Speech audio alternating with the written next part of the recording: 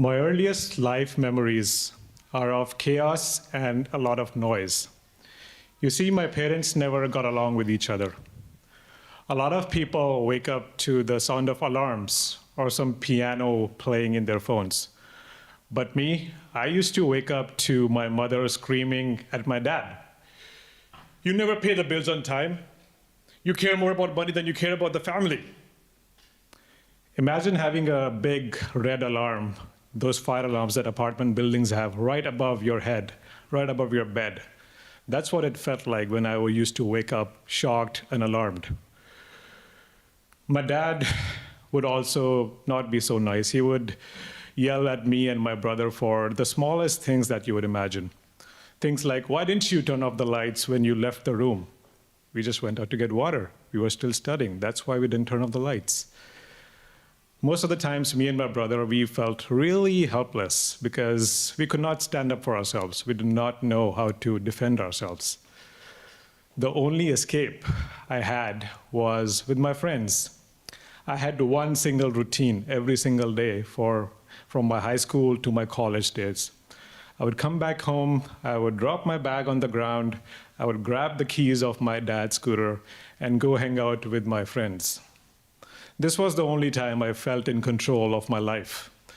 We would hang out on our scooters, laugh all evening, roast each other, make big plans for the future, and enjoy the New Delhi breeze on our faces.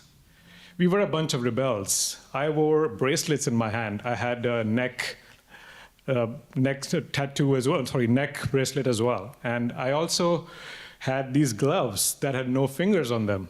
If you know the WWE superstar, The Undertaker, he had the same gloves.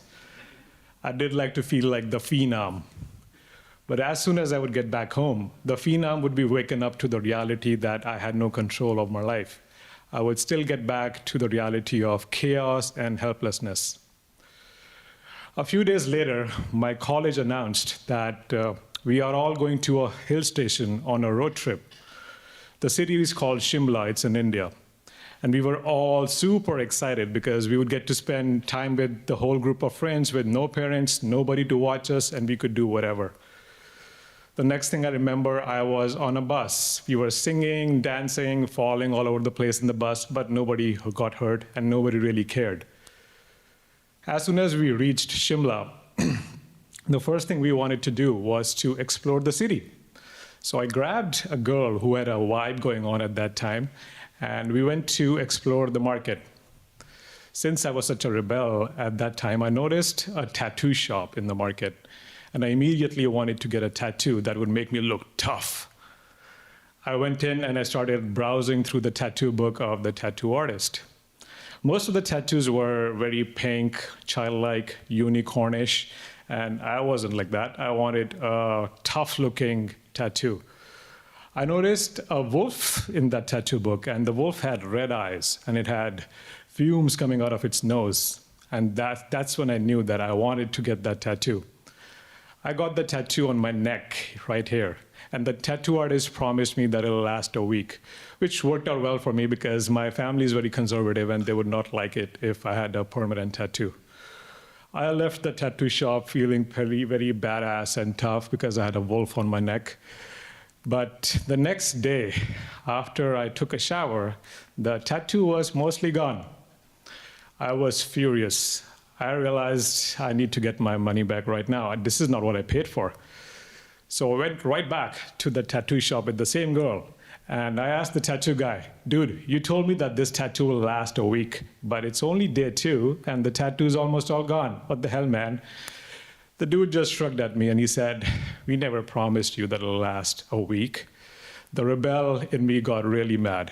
It's like, you better give me my money back right now. He looked at my female friend and he checked her out up and down. And he said, if you knew what was good for you, you would not stick around here for too long.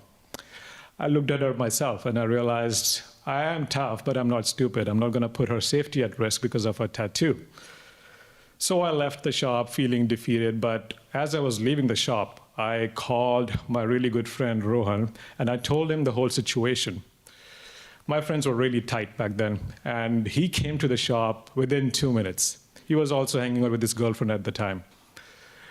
This time, we both left the ladies outside the shop, and we decided to go in. This time, we both ganged up on the tattoo artist almost. We're like, buddy, give us our money back or else, you know? And we tried to look really tough this time. But the tattoo artist just smiled at us. He's like, you are just a bunch of tourists, and I grew up in the city. I know at least 10 shopkeepers around here. So unless you guys want a beating, you take a hike. Me and Rohan looked at each other again, and we realized that he's right. We are just tourists, and this guy has a home field advantage in this city. So we returned again, feeling defeated the second time.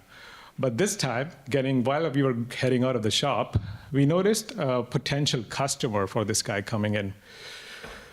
I immediately started yelling at the guy, "This guy's a fraud! Get out of here, save your money!" And the potential customer, he heeded my advice, and he did not get a tattoo. But the tattoo artist also heard me screaming at the potential customer. So he almost started running after me, maybe trying to give me a beating, but me and Rohan were pretty quick. We ran out of the shop laughing and feeling victorious.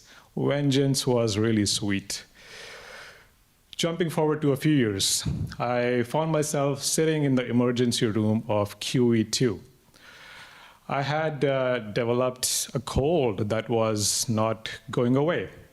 The cold had developed into a fever and some chills and night sweats, and I could not keep any food down. I was hoping the doctor will just tell me that it's just a cold, pop some pills, and drink some hot water, drink some vitamin C, orange juice, and do all those things, and it'll just go away. Instead, the doctor told me that you have a severe liver inflammation, and we have to perform a surgery on you right now. I was a little shocked. I was still in my early 20s back then, and I could not process that information. I was like, what do you mean? Can I call my parents? Because my parents take these decisions for me. I've never been to a major surgery alone, but it was 3 a.m. in India. I couldn't call them. He was like, nope, there's no time for that. We have to operate on you right now. Dude, it's pretty bad. I mean, he didn't say dude, but yeah, you didn't get it. So the next thing I know, I was lying in the operation theater, looking at those big operation theater lights, judging my life decisions.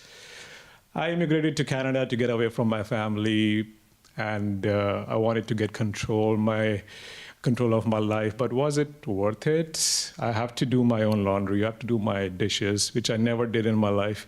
I'm working 4 part-time jobs, I'm an immigrant here, I have no friends, and who knows, I might just die tonight. Was it all worth it? While I was debating all this, I saw the oxygen mask come on my face, and everything went black. A few hours later, I woke up in one of the operation theater rooms post-op, but everything was not the same. I noticed there was a tube sticking out of my liver. The tube was practically stapled to my liver, and every time I moved even a little bit, it would hurt like hell. So imagine going to the washroom with a tube sticking out of your liver. I would be having mini screams in my head. Those mini screams turned into a major scream when they removed the tube. Just for reference, I also am a rock climber, and once I fell from the wall on my leg, and I almost broke my leg, but the pain I felt from the removal of the tube was way worse than when I almost broke my leg.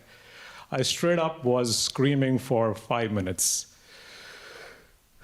After they removed the tube, I was still in pretty much shock. This all happened so quickly, I could not process all this. It's like, what is going on with my life? What did I sign up for coming to Canada? While I was processing all this, I saw my hospital door room open, and my mother was walking in.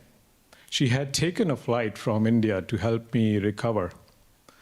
When I saw her, my mind went back to my childhood again, the very thing I was trying to escape.